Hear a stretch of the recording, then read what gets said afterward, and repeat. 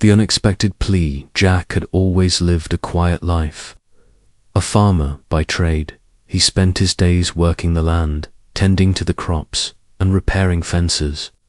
His home, nestled in the outskirts of a small village, was peaceful, and he liked it that way. There was little excitement, no real drama, just the steady rhythm of hard work.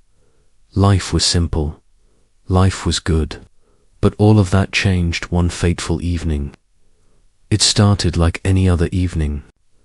The sun had just begun to set, casting an orange glow over the fields, and Jack was finishing up his work for the day. He wiped the sweat from his brow, feeling the satisfaction of another day's labor. As he stood by his barn, looking out over the fields, he heard something unusual, a faint sound, like a soft whisper on the wind. It was too quiet to make out at first, but as it grew closer, it became clearer. Please, ... marry my mum, human. She's all I have left. Jack froze. The voice was small, almost fragile. It didn't belong in his world, not in this quiet place where nothing out of the ordinary ever happened. Jack turned, his heart skipping a beat, but he saw nothing at first. The field stretched out in front of him, the evening light making everything appear peaceful. No one was there. He blinked and rubbed his eyes, thinking he might have imagined it. Then, out of the corner of his eye, he saw movement. A small figure stood at the edge of the field, half hidden in the shadows. It was a child, at least, that's what Jack thought at first. But something about the figure didn't seem quite right. The child's skin was pale, almost too pale.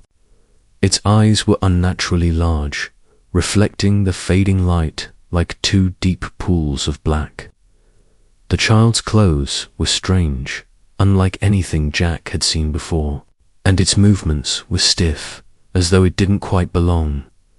Jack took a step forward, his voice tentative.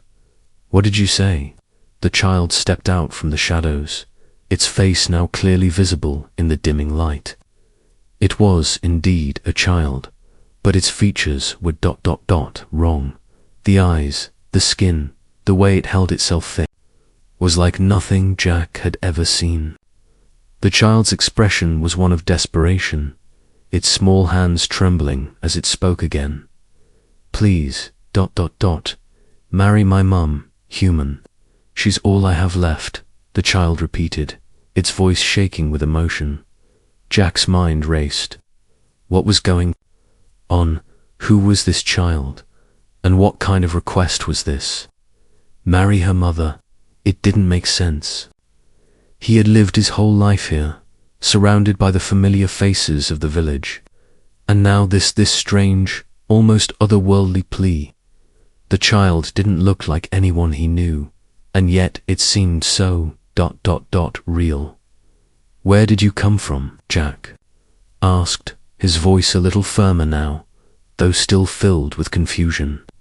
The child looked up at him, its large eyes filled with sadness. "I come from far away," it said, its voice barely more than a whisper. "My mother is very sick. She needs help, but no one can help her except you." Jack swallowed hard. He had heard of sicknesses, of people needing help, but this ... this was different. There was something about the child's words that made Jack's chest tighten. He had seen his fair share of hardship in his years, but he had never been asked for something like this. "I don't understand," Jack said, shaking his head. "What do you mean? Why me?" The child stepped forward, closer to Jack, and for the first time, Jack noticed how small it was. It couldn't have been more than 5 or 6 years old, yet there was something ancient in its eyes, something that didn't belong to a child. "Please, you have to help us," the child insisted, reaching out a hand toward him. "My mum... She needs someone to marry her. It's the only way to save her. She's dying." Jack took a step back, trying to make sense of what he was hearing.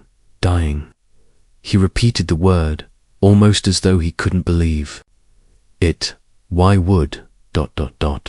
marriage save her? The child's eyes filled with something like fear, or perhaps desperation. I don't know how it works, but it's the only way. My mum said only a human can help her.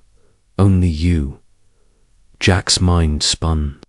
A sick mother, a strange child, a desperate plea, none of it made sense. But there was something in the child's voice, something so raw and genuine that Jack couldn't ignore it. This child wasn't lying. It was asking for help, and whatever the reason, it had come to him. Still, Jack hesitated. He was no doctor. He wasn't trained in anything that could help someone like this. And even if he could help, the idea of marrying a stranger, especially an alien one, was completely out of his depth. I'm sorry, I don't know how I can help, Jack stammered, unsure of what to do. The child's face fell, the expression of hope fading into one of sorrow. Please, ... You're the only one who can. Please don't let her die. The child's words echoed in Jack's mind, piercing through his uncertainty. It wasn't just about marriage, it was about saving a life, something that Jack could understand. His heart softened, and despite every logical part of him telling him to walk away, Jack found himself taking another step toward the child. Where is she? Jack asked quietly. The child looked up at him, its eyes suddenly filled with hope again.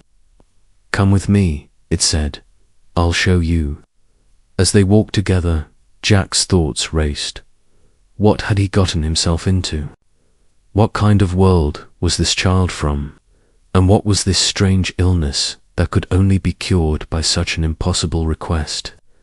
The answers lay ahead, but one thing was certain: Jack's life would never be the same again. The alien's hidden truth. Jack followed the child deeper into the woods. The last light of the setting sun casting long, eerie shadows around them. The air was thick with the scent of damp earth, and the quiet rustling of leaves seemed to echo louder in the silence between them. The child, small and frail-looking, moved with an eerie grace, leading Jack without saying another word. There was a strange sense of urgency in her steps, as if she were running out of time. Jack couldn't shake the unease crawling up his spine. His heart was still racing from the strange encounter, the child's desperate plea still echoing in his mind. Please marry my mum, human. She's all I have left. What kind of request was that, and why him? He had to admit something in the child's eyes raw. Pleading desperation made him feel compelled to follow, even if every instinct told him this was madness. The woods were darker now, and Jack could barely see where they were going. The child's odd, unsettlingly large eyes seemed to reflect an unnatural light, leading the way like a beacon. After what felt like an eternity, they reached a clearing where an unusual sight awaited him: a large, strange craft, half hidden behind thick trees. It was unlike anything Jack had ever seen. It looked almost organic, the shape reminiscent of a giant insect or sea creature, its surface gleaming faintly in the dim light. The metal was smooth, its contours unfamiliar and alien. The craft seemed to pulse, almost alive, as though it were breathing. Jack's breath caught in his throat. What ... what is this? The child didn't answer immediately. She stood there, staring at the craft with a mixture of longing and sadness. Jack felt the weight of the moment. Everything was too surreal, too far from anything he could understand. This is where she is, the child said softly, her voice trembling with emotion. She turned to face Jack, and for the first time, he saw the full depth of the sorrow in her eyes. My mum, she's inside. She's sick, Jack. The only way to save her is by bringing a human, and you're the one she called for. Jack swallowed hard, his mind racing. The child's words hit him like a punch to the gut. A human called for him.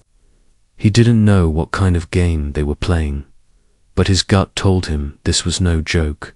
Your mother. She's inside this ship, Jack asked, stepping forward cautiously. But why? What's wrong with her? The child nodded, her large eyes never leaving him. She's dying, my people. They can't survive here, on this planet. And without you, she won't make it. She needs you, Jack. Please, come inside. Jack hesitated, the unsettling feeling in his chest growing stronger. There was no denying it now. This was no ordinary child, no ordinary situation. Yet there was something about her that softened his resolve. He could see the pleading in her eyes, so raw, so real that for a moment he found himself wanting to believe in the impossible. He followed the child toward the ship, every step feeling heavier than the last. The closer he got, the more the ship seemed to hum, almost as if it were alive, breathing with a quiet rhythm that resonated through the air. The craft seemed to call to him in a way he couldn't explain. Inside, the air was thick with a strange, sterile scent. The walls of the ship were smooth, curved, almost like the inside of a living organism. Jack felt a shiver run down his spine as he stepped into the unfamiliar space.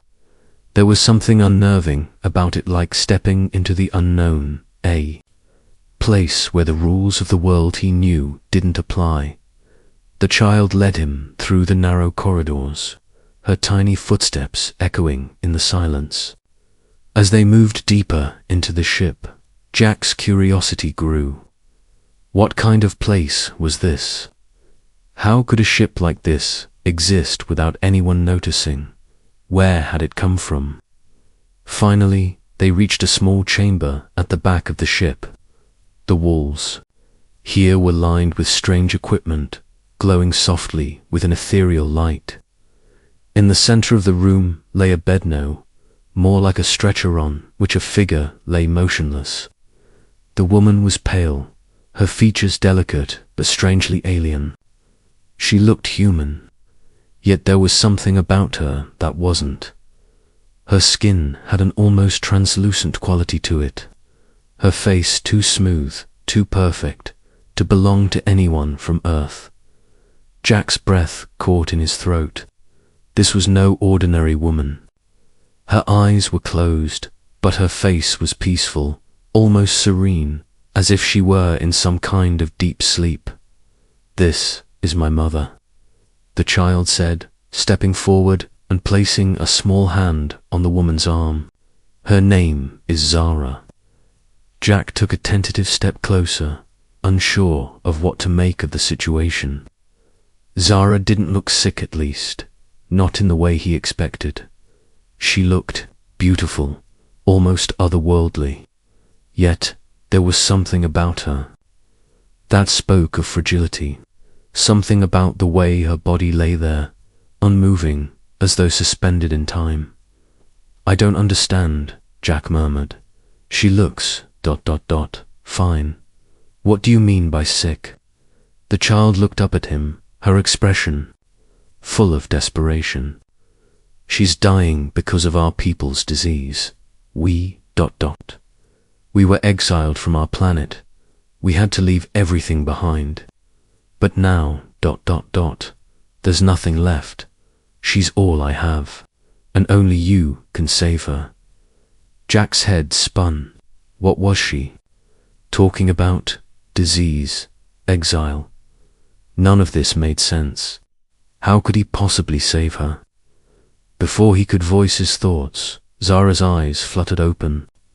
They were different, larger than a human's, a pale shade of blue that seemed to glow in the dim light. She gazed up at Jack, her expression soft, yet filled with an odd, otherworldly intensity. "You've come," she whispered, her voice weak but clear. "You're the one, the human who can save us." Jack stood frozen, unsure how to respond. Her words echoed in his mind. You're the one. What had he gotten himself into? What could he possibly do for this alien woman? But there was no time for answers now. Zara's condition was worsening, and the child, her only family, was looking at him with such hope, as confused and afraid. As he was, Jack knew one thing for sure. Whatever this was, whatever the truth was, he couldn't walk away now. The alien's hidden truth. Jack followed the child deeper into the woods, the last light of the setting sun casting long, eerie shadows around them. The air was thick with the scent of damp earth, and the quiet rustling of leaves seemed to echo, louder in the silence between them. The child, small and frail-looking, moved with an eerie grace, leading Jack without saying another word. There was a strange sense of urgency in her steps, as if she were running out of time. Jack couldn't shake the unease crawling up his spine. His heart was still racing from the strange encounter, the child's desperate plea still echoing in his mind. "Please marry my mum, human. She's all I have left." What kind of request was that? And why him? He had to admit, something in the child's eyes raw, pleading desperation made him feel compelled to follow, even if every instinct told him this was madness. The woods were darker now, and Jack could barely see where they were going. The child's odd, unsettlingly large eyes seemed to reflect an unnatural light, leading the way like a beacon. After what felt like an eternity, they reached a clearing where an unusual sight awaited him. A large, strange craft, half hidden behind thick trees. It was unlike anything Jack had ever seen. It looked almost organic, the shape reminiscent of a giant insect or sea creature, its surface gleaming faintly in the dim light. The metal was smooth, its contours unfamiliar and alien. The craft seemed to pulse, almost alive, as though it were breathing. Jack's breath caught in his throat. What is this? The child didn't answer immediately. She stood there, staring at the craft with a mixture of longing and sadness. Jack felt the weight of the moment. Everything was too surreal, too far from anything he could understand.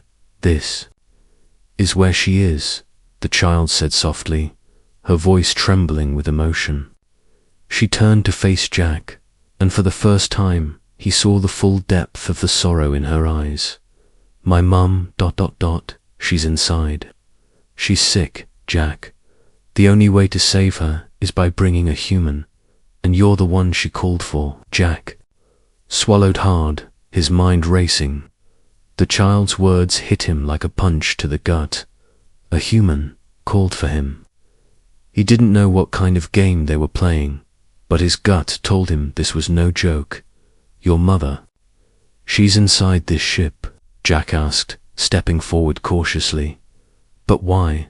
What's wrong with her?" The child nodded, her large eyes never leaving him. "She's dying, my people. They can't survive here, on this planet. And without you, she won't make it. She needs you, Jack. Please, come inside." Jack hesitated, the unsettling feeling in his chest growing stronger. There was no denying it now. This was no ordinary child, no ordinary situation. Yet there was something about her that softened his resolve. He could see the pleading in her eyes, so raw, so real that for a moment he found himself wanting to believe in the impossible. He followed the child toward the ship, every step feeling heavier than the last. The closer he got, the more the ship seemed to hum, almost as if it were alive, breathing with a quiet rhythm that resonated through the air. The craft seemed to call to him in a way he couldn't explain. Inside, the air was thick with a strange, sterile scent. The walls of the ship were smooth, curved, almost like the inside of a living organism. Jack felt a shiver run down his spine as he stepped into the unfamiliar space. There was something unnerving about it, like stepping into the unknown, a place where the rules of the world he knew didn't apply. The child led him through the narrow corridors, her tiny footsteps echoing in the silence. As they moved deeper into the ship, Jack's curiosity grew. What kind of place was this? How could a ship like this exist without anyone noticing? Where had it come from? Finally, they reached a small chamber at the back of the ship. The walls here were lined with strange equipment, glowing softly with an ethereal light. In the center of the room lay a bedno, more like a stretcher on which a figure lay motionless. The woman was pale, her features delicate but strangely alien. She looked human, yet there was something about her that wasn't. Her skin had an almost translucent quality to it, her face too smooth, too perfect to belong to anyone from Earth. Jack's breath caught in his throat. This was no ordinary woman. Her eyes were closed, but her face was peaceful, almost serene, as if she were in some kind of deep sleep. "This is my mother," the child said, stepping forward and placing a small hand on the woman's arm. "Her name is Zara." Jack took a tentative step closer, unsure of what to make of the situation. Zara didn't look sick, at least, not in the way he expected. She looked beautiful, almost otherworldly.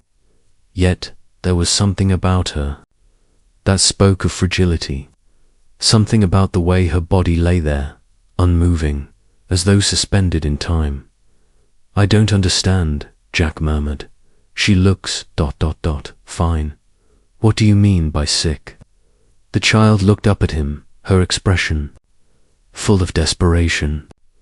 "She's dying because of our people's disease. We ... We were exiled from our planet. We had to leave everything behind. But now ... there's nothing left. She's all I have, and only you can save her." Jack's head spun.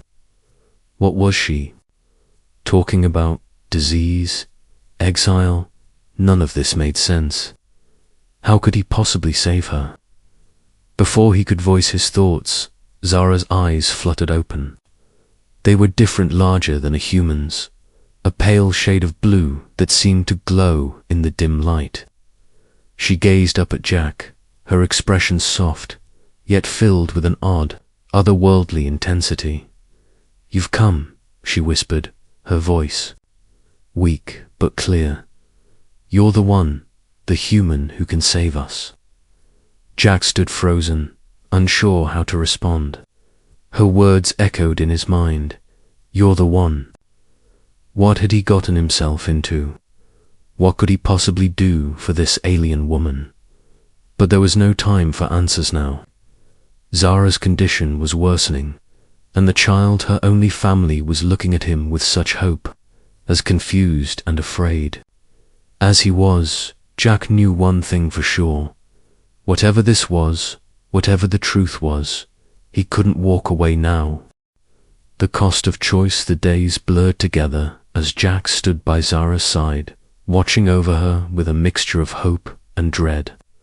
The moment he had agreed to marry her, woman from another world, had felt like an impulse, driven by a deep sense of duty. But now, as the ship's strange hum echoed around him and the silence between him and Mira stretched on, the weight of his choice began to settle in his bones. Zara had not woken since Jack made the decision. Her condition remained unchanged, her breathing shallow but steady. But Jack could feel that time was slipping away. The quiet urgency in Myra's voice had been a constant reminder. Every moment matters. Myra, though small and seemingly fragile, had shown a surprising amount of resilience. She never left her mother's side, tending to her in ways Jack couldn't understand, adjusting the alien devices beside Zara, feeding her strange glowing liquids that seemed to make no sense but worked in ways Jack had to trust. Every action was purposeful, as if Myra were walking through a ritual she had rehearsed 1,000 times. Jack had spent every moment trying to understand his place in all of this.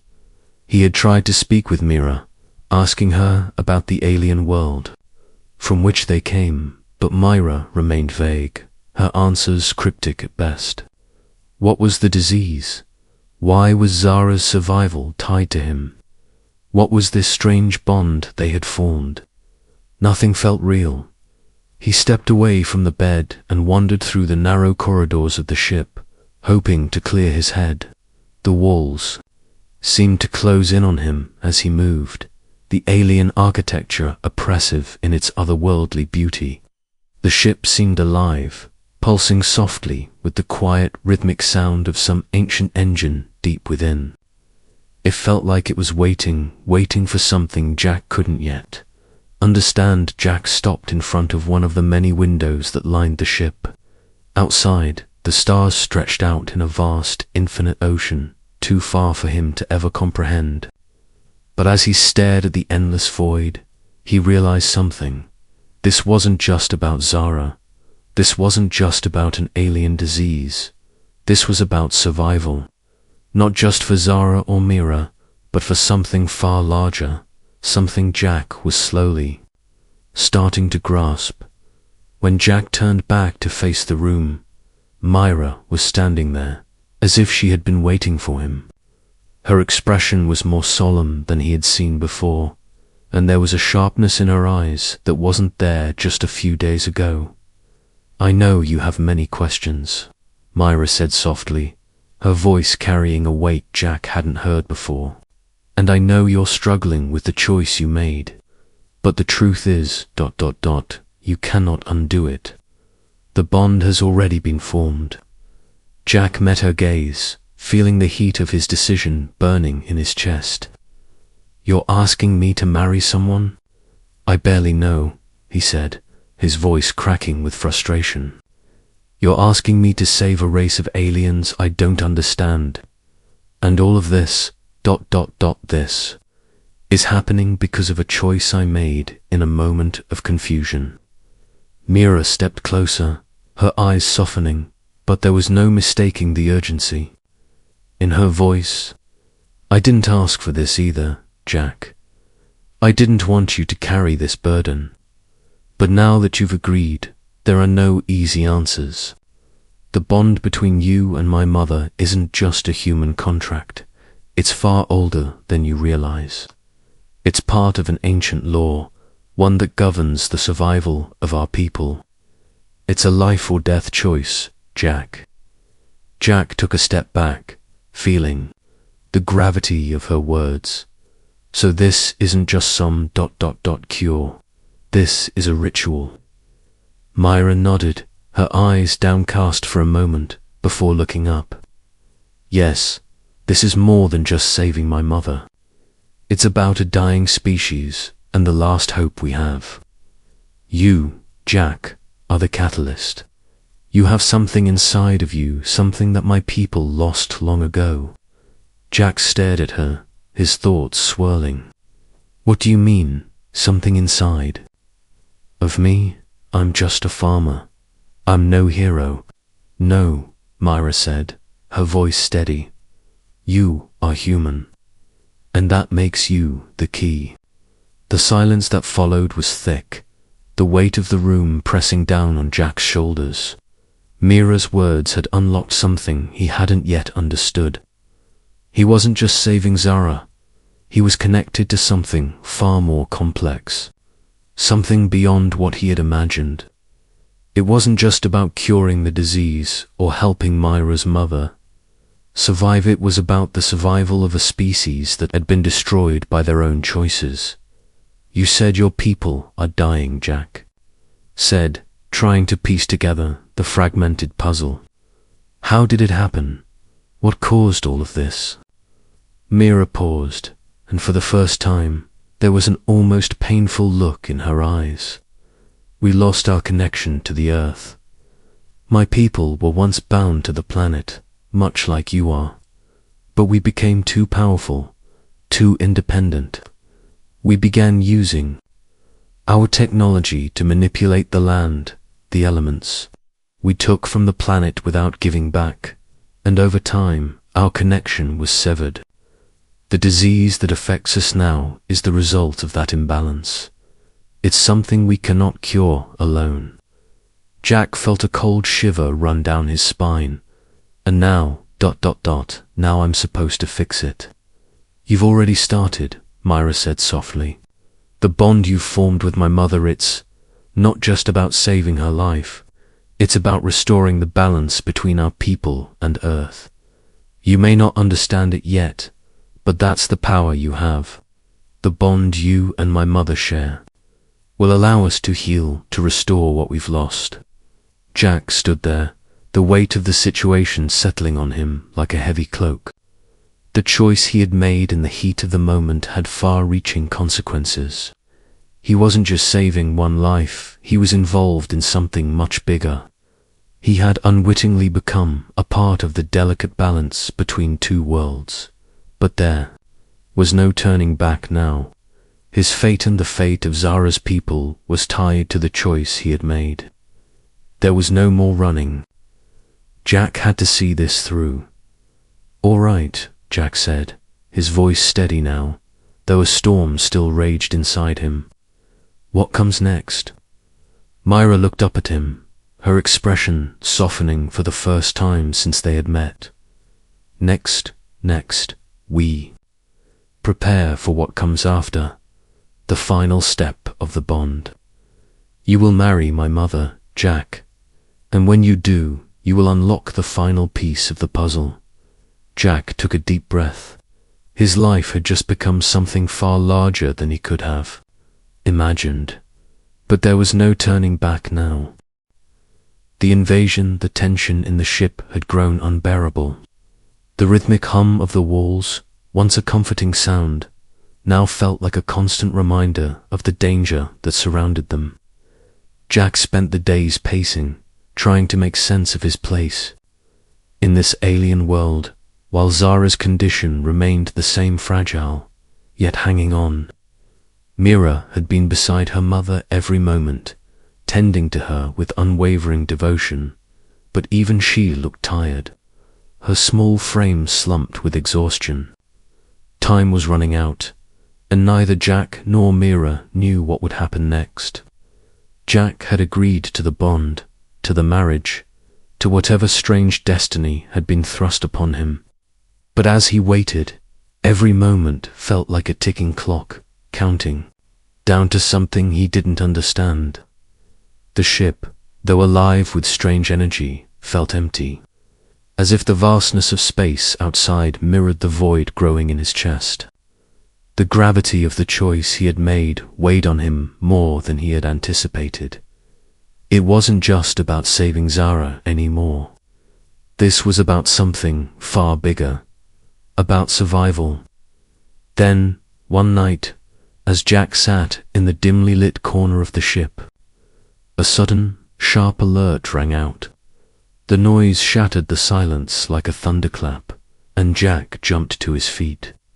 Mira was already at her mother's side, her face tense with dread. Zara's body was still, but Jack could see her chest rise and fall, a fragile sign of life. But there was something different now, something in the air. "We've been found," Myra whispered, her voice tight with fear. "They've arrived. The invaders were here. They were the ones who had chased Zara and Mira to Earth, the ones who wanted the power of the Earthstone and the alien race that had once wielded it." Jack had heard about them before, but now the reality of their presence was sinking in. He could feel the shift in the air, a palpable sense of threat, as if the very space around them had become charged with danger.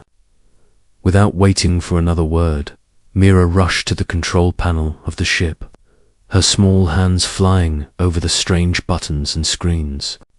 Jack followed her, his mind racing. The ship trembled under a sudden force, and he heard distant thuds and mechanical noises. The unmistakable sound of alien machinery, something large, something powerful, landing on Earth. "They're here," Mira said, her voice trembling. "And they won't stop until they get what they want." Jack's heart pounded in his chest. What do they want? What are they looking for? Mira turned to him, her eyes wide with fear. The Earthstone, the power. But not just that. They want to take everything we've built. We are the last of our kind. If they get to the Earthstone, they'll control everything. And they'll destroy Earth in the process. Jack took a deep breath, trying to steady his thoughts. Destroy Earth. His mind raced. He hadn't signed up for this. All he wanted was to help a sick woman, to protect Mira, but now the stakes were higher than he ever imagined. He was caught in something that could change the fate of two worlds. Is there a way to stop them? Jack asked, his voice filled with urgency. Is there anything we can do? Mira didn't answer right away. She just stared at the control panel, her hands shaking. The ship shook again, harder this time, as though the force outside was growing stronger. Jack looked at her, his stomach sinking. This wasn't just a matter of survival anymore. This was war, and Jack had been dragged right into the middle of it. They're already landing near the fields, Mira said, her voice low and filled with dread. They found the place where we've hidden the Earth's. Jack's breath caught in his throat. The Earthstone. He had heard of it, the key to everything. The power that could save Zara, that could save them all. But it was also the weapon they were fighting over. The one thing that could destroy everything. Mira turned to Jack, her eyes pleading. We need to stop them. We need to protect it before it's too late. The Earthstone must stay hidden. If they get to it, it's over. Jack nodded, his resolve hardening. Where is it? Where do we hide it? Mira hesitated, her gaze flickering to Zara, who still lay motionless. It's not just about hiding. Mira said quietly. The Earthstone is alive. It can't just be hidden away. It has a power that connects with the land, with Earth itself. If they try to take it, it will fight back. It will tear this world apart. Jack's head spun. This was more than just hiding something. It was a living force. A force that could destroy Earth if misused. We have to protect it, Mira repeated. We can't let them take it. Suddenly, a loud crash echoed through the ship, followed by the unmistakable sound of footsteps, heavy and alien. Jack's heart leaped into his throat. They were here. The invaders had breached the ship. Mira's face went pale. They're in. We don't have much time. Without thinking, Jack grabbed her hand and pulled her toward the rear of the ship. Where is it? He demanded. Follow me, Mira said, her voice steady despite the panic in her eyes. I'll show you, but we need to hurry. The ship seemed to pulse with energy as they ran through the narrow corridors. Jack could hear the invaders outside, their voices strange and cold echoing through the walls. They were closing in, and Jack knew the time for hesitation was over. This wasn't just a fight for survival anymore. This was a battle for the fate of Earth itself. As they reached the back of the ship, Mira stopped suddenly, her eyes wide with fear. It's too late, she whispered. They've found it. We're too late. Jack's stomach dropped. There, in front of them, stood the entrance to the chamber that housed the Earthstone. The door was wide open, and the faint glow of the stone could be seen in the dim light. But the invaders were already inside, and they were waiting. Secrets Unveiled. The chamber was bathed in an eerie, otherworldly glow as Jack and Mira stepped into the heart of the ship. The Earthstone, its radiant light pulsing softly, lay on a pedestal at the center of the room. But the moment Jack's eyes fell on the stone, a chill ran down his spine. He could feel its power radiating through the air, an intense, almost magnetic force that seemed to pull at his very soul. The air around them crackled, heavy with the energy of something ancient, something far more dangerous than he had ever imagined. Myra's hand tightened around his, her grip firm despite the tremor in her fingers. Her eyes were wide with fear as she scanned the room. "They're here," she whispered, her voice barely audible. "They've come for it." Jack's heart pounded in his chest. The invaders were already inside the chamber, and he could hear the faint echo of their footsteps as they moved closer. He felt an overwhelming sense of urgency if they didn't act fast. The Earthstone, the key to everything, would be lost forever. He looked at Myra, her face pale, her body tense. "What now? What do we do?" Jack asked, his voice trembling, with a mix of fear and confusion. Mira didn't answer immediately. She stepped forward, her eyes never leaving the stone, her mind racing as if calculating her next move. "We don't have much time," she said, her voice firm now, though there was an underlying edge of desperation. "The Earthstone is the last hope for my people, but it's also the reason we're being hunted. It's too powerful for anyone to control, Jack. That's why we were exiled. That's why the invaders are here. They know if they take it, they'll have control of everything. Earth, my people, everything." Jack's mind raced to keep up. He had thought the Earthstone was just a way to save Zara, but now he understood it was much more. It wasn't just a cure for the disease. It was a weapon, a source of unimaginable power. And those who sought it didn't care who they destroyed. In the process, Mira took a deep breath, her small frame shaking with the weight of what she was about to say. "Jack, the truth is that we were never meant to have it.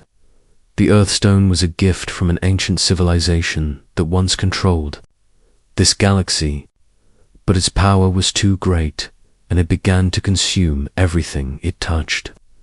My people were caught in a never-ending cycle of destruction, using the Earthstone for more power, more control. And when we tried to stop it, when we tried to destroy it, we were exiled." Jack looked at her, his confusion growing. "You're saying the Earthstone is cursed? That it's been destroying everything, even your people?" Mira nodded slowly. "Yes, but it's not just a curse, Jack. The Earthstone is alive. It's a consciousness of sorts, a living entity. It's been watching, waiting, and it's always looking for the next host. The power it gives its ability to heal, to control nature, to change the fabric of realities, to tempting. It corrupts those who wield it." The walls of the chamber seemed to close in on Jack. The weight of her words sank into him, deeper than anything he had ever felt before. The Earthstone wasn't just a tool, it was an entity, and it wanted more. It was alive, and it craved power. And now it was on Earth, where it could easily spread, threatening everything Jack had ever known. He turned to the pedestal, his eyes locked on the glowing stone. It was beautiful, yet terrifying in its brilliance. He could feel the pull, the temptation to reach out and touch it, to claim its power. But as he stepped closer, Mira's voice snapped him back to reality. "Don't," she warned, her voice shaking. "You can't touch it, Jack. You can't control it. If you do, you'll become part of it. And when the invaders get their hands on it, there's no telling what they'll do. Jack stepped back, his heart pounding. Mira was right. The Earthstone was far too powerful to be controlled, and he could sense its dark influence already creeping into his mind. He had to stop the invaders from taking it. But how? Suddenly, the doors of the chamber slammed open, and Jack's blood ran cold. The invaders had arrived. They were tall, their features distorted and alien, their eyes glowing with an unnatural light. They moved as one, their coordinated steps sending a ripple of fear through Jack. The leader, a towering figure in dark, sleek armor, stepped forward, his voice a low, chilling growl. "We found it," the leader said, his voice laced with satisfaction. "The Earthstone, it belongs to us now." Jack stepped forward, his fists clenched. "You won't take it," he said, his voice filled with determination. "I won't let you." Myra's eyes widened in shock. "Jack, don't. They'll kill you." But Jack didn't back down. The Earthstone had already changed him, had already pulled him into its orbit. He could feel its power thrumming beneath his skin, the weight of its energy pressing on his chest, urging him to act. But he couldn't let the invaders take it. He couldn't let them destroy Earth. As the invaders advanced, Jack felt something stir inside him, a strange, new force that seemed to rise from within the very core of his being. It was the Earthstone, responding to him, reaching out through the bond that had been formed. He could feel its power, raw and untamed, surging through him like a flood. "Stay back," Jack shouted, his voice fierce, filled with a strength he didn't know he had. The invaders stopped, confused by the sudden force emanating from him, but the leader was not deterred. "You think you can control it?" he sneered, his eyes narrowing. "You think you can stop us?" Jack's hands began to glow with the same radiant energy as the Earthstone. He didn't know how or why, but he could feel its power coursing through him. The invaders backed away, their expressions flickering with fear. "You have no idea what you're up against," Jack said, his voice steady now, filled with the confidence of someone who had just unlocked a force beyond comprehension. The battle for the Earthstone had only just begun. Jack knew now that he wasn't just protecting it for Zara's sake. He was protecting the future of Earth itself. And as the invaders closed in, he realized the true cost of his choice. He wasn't just fighting for survival. He was fighting for the balance of two worlds. The final decision, the air inside the ship crackled with energy, and Jack could feel the Earthstone's presence pulsing through his body. His heart was racing, the weight of his decisions pressing down on him like never before. The invaders had drawn closer, their presence like a shadow hanging over the chamber. They had taken their first step into the room, the leader standing tall, his eyes cold with the determination to claim what was not theirs. But Jack stood firm, his hands glowing, with an energy he didn't understand, his body alive with the raw power of the Earth's. He could feel its pull, the energy coursing through him, and for the first time, he felt in control. He had become more than just a man.